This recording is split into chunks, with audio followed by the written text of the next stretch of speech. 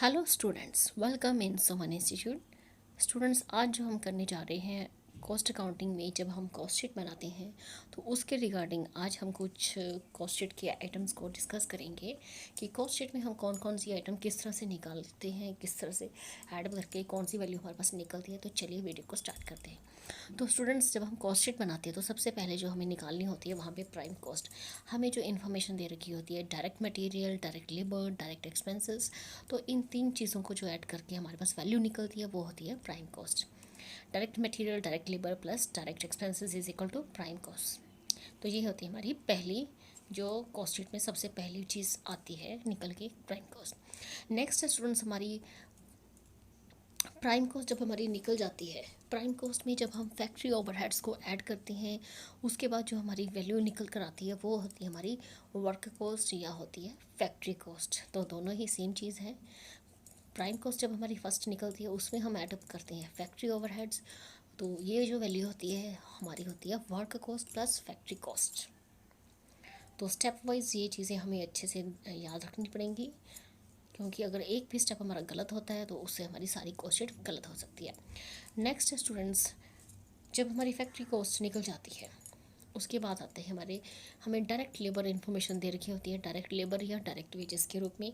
अगर हम direct labour में फैक्ट्री ओवरहेड्स को ऐड कर दें, डायरेक्ट लेबर में फैक्ट्री ओवरहेड्स को ऐड करते हैं तो उसके बाद जो हमारी वैल्यू निकल कर आती है स्टूडेंट्स वो होती है conversion cost.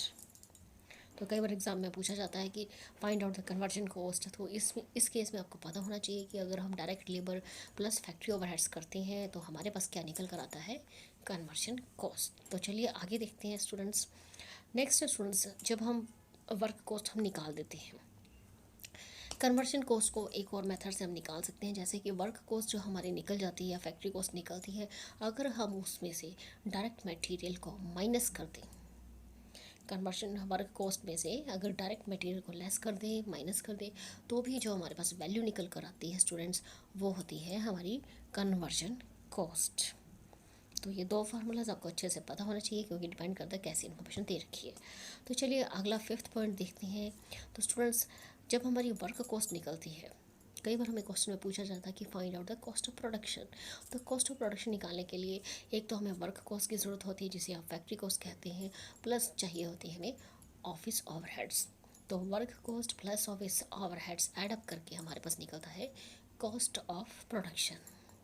Work cost plus office overheads is equal to cost of production.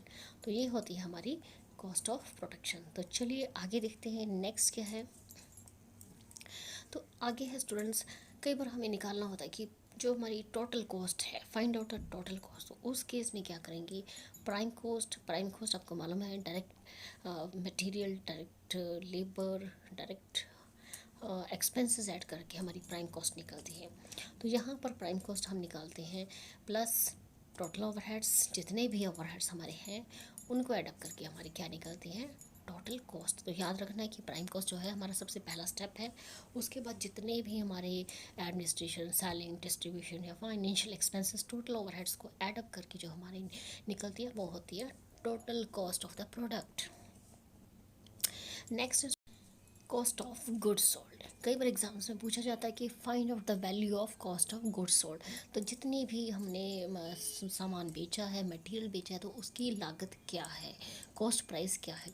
तो उसके लिए हमें ये तीन चीज़ों की ज़रूरत पड़ती है। कॉस्ट ऑफ प्रोडक्शन जो कि अभी हमने निकाला, plus opening stock of finish goods minus closing stock of finish goods is equal to cost of goods sold. कई बार हमें ये न्यूमेरिकल के रूप में भी ये चीज़ें पूछी जाती हैं। तो अगर इन तीन इन्फॉर्मेशंस में आपके पास कोई ये चार अगर आपके पास है, cost of production plus opening stock of finish goods minus closing stock of finish good is equal to cost of goods sold, अगर इनमें से आपको कोई तीन वैल्यूज अवेलेबल है तो आप fourth value easily find out कर सकते हैं। तो ये बहुत ही इंपॉर्टेंट है जो आपको याद रखना है। तो चलिए आगे देखते हैं स्टूडेंट्स। नंबर 8 है हमारा वैल्यू एडेड। तो वैल्यू एडेड हम किस तरह से निकालते हैं, इसके लिए हमें चाहिए total sales minus material cost. Total sales में से जब हम मटेरियल कॉस्ट की वैल्यू निकाल देते हैं तो हमारे पास जो वैल्यू आती है निकल कर वो होती है स्टूडेंट्स वैल्यू एडेड। तो काफ़ी सिंपल फार्मूला है, स्टेप बाय स्टेप आपने सभी फार्मूलाज को, स्टेप्स को अच्छे से याद रखना है कि फर्स्ट स्टेप कौन सा है, लास्ट कौन सा या बीच में कौन कौन से स्टेप्स आते हैं। तो चलिए आगे देखते हैं। नेक्स्ट स्टूडेंट्स, कई बार क्वेश्चंस में हमें पूछा जाता है कि find out the gross profit. बहुत ही जनरल क्वेश्चन है और बहुत ही आसान है। तो सेल्स में जो भी हमारी टोटल सेल्स की वैल्यू होगी, उसमें से हम कॉस्ट ऑफ गुड्स सोल्ड की वैल्यू माइनस करेंगे, तो हमारे पास क्या आ जाएगा, ग्रॉस प्रॉफिट। अगर ये तीन चीज़ें जैसे कि सेल्स, कॉस्ट ऑफ गुड्स और ग्रॉस प्रॉफिट, इन तीन में से कोई दो इन्फॉर्मेशन भी आपके पास होगी, तो कोई थर्ड वैल्यू आप इजीली फाइंड आउट कर सकते हैं। तो बहुत ही इम्पोर्टेंट पॉइंट है। नेक्स्ट स्टूडेंट, हमारा लास्ट पॉइंट, 10th पॉइंट। तो यहाँ पर क्या करेंगे हम, अगर हमारे पास टोटल कॉस्ट अवेलेबल है प्लस हमारे पास प्रॉफिट अवेलेबल है, जिसे आप क्रॉस प्रॉफिट भी कह सकते हैं, तो ये दोनों वैल्यू एडअप करके हमारे पास जो वैल्यू निकल कर आती है टोटल सेल्स की। तो 10th पॉइंट भी इसी तरह इंपॉर्टेंट है कि इन तीन में से अगर आपके पास कोई दो इन्फॉर्मेशन अवेलेबल होगी, तो आप टोटल कॉस्ट भी निकाल सकते हैं या टोटल सेल्स निकाल सकते हैं या प्रॉफिट की क्या वैल्यू है। तो ये बहुत ही इंपॉर्टेंट पॉइंट्स हैं। तो स्टूडेंट्स, ये सारे स्टेप्स आपको अच्छे से कैसे कैसे हम वैल्यू फाइंड आउट करते हैं, बड़े अच्छे से आपको इसको समझना होगा, याद करना होगा और लिखकर काफ़ी प्रैक्टिस करनी होगी। तो स्टूडेंट्स, इस वीडियो में इतना ही। Thank you, thanks for watching.